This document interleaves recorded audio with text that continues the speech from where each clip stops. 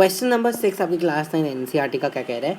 Electrons move around the nucleus in the orbits, why do they not fly away from the atom, explain what keeps them attracted to the nucleus. जो electrons होते हैं, अब ये आपके पास जो आपके पास और मॉडल है उसमें इलेक्ट्रॉन्स ऐसे मूव करते हैं। सवाल कह रहा है कि इलेक्ट्रॉन्स जो है वो बाहर क्यों नहीं भाग जाते और वो हमेशा घूमते ही क्यों रहते? This is the question. Electrons नहीं भाग सकते क्योंकि जो सेंटर में जो न्यूक्लियस है दैट इज पॉजिटिवली चार्ज, और जो इलेक्ट्रॉन्स होते हैं they are negatively charged, these are negatively charged, ये नेगेटिवली चार्ज होते हैं and the nucleus is positively charge. तो इनके बीच में जो फोर्स होती है उस फोर्स को कहते हैं, there is a force that is known as your electrostatic force of attraction.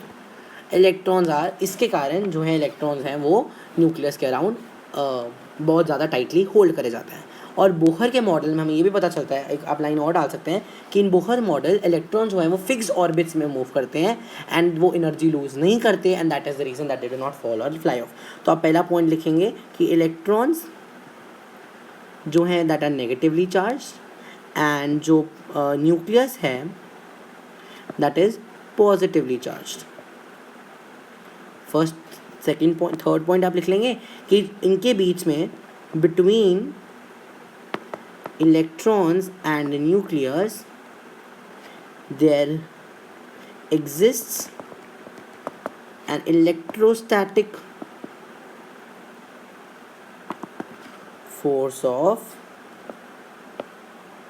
attraction, and at last आप फोर्थ पॉइंट में ये लिख देंगे इन बोहर्स मॉडल, बोहर के मॉडल में भी ये बात करी गई है कि electrons move around in fixed orbits, so वो अपनी एनर्जी को लूज नहीं करते, so they do not do not lose